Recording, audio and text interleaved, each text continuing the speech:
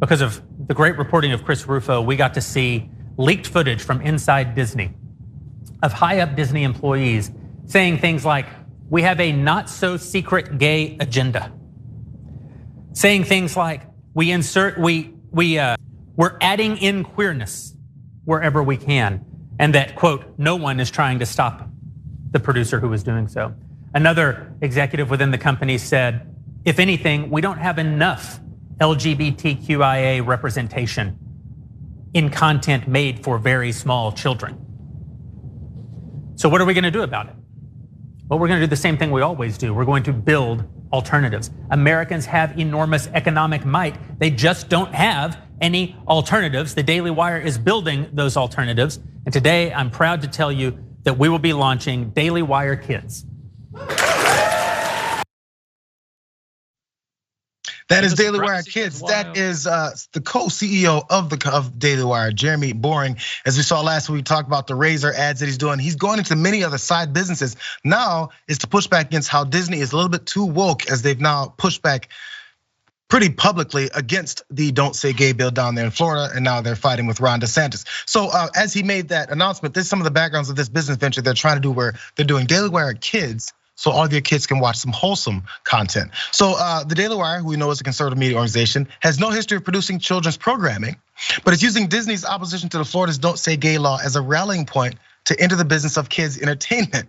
They announced that it plans to invest at least $100 million over the next 3 years into live action and animated kids content. That's on top of more than $100 million it expects to spend on conservative values entertainment content for adults. That's according to Jeremy Boring as well. So they're going into the kids realm. They want to stop with all this woke content with the gays and acknowledging people's existence in children. I guess this is gonna be some good. I'm not against anyone starting to do business and trying to get a new audience. I just wonder if it's gonna really catch on, because their kids are still gonna want to see the Moanas and the Encantos of the world, Rick. Yeah, against it, huh? Are you watching one of their new films already there?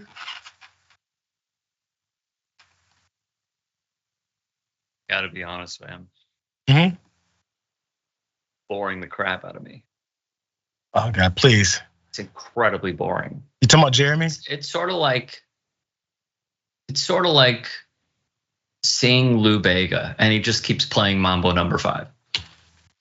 Like it's very boring. You're playing all the hits, but they're no longer hits.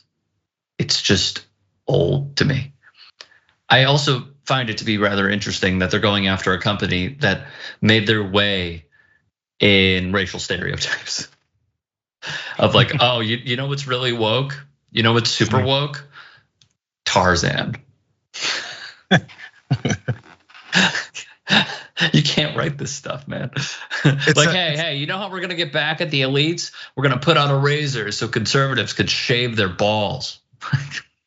It works to a degree at first, because there's the excitement of, hey, there's this new venture. Hey, look what Disney's doing to us. Hey, look at the razors, they're too woke. All that works then, but it's not gonna work later once they're tired of it. They'll burn the Nikes and the Reeboks, but afterwards they'll buy them again.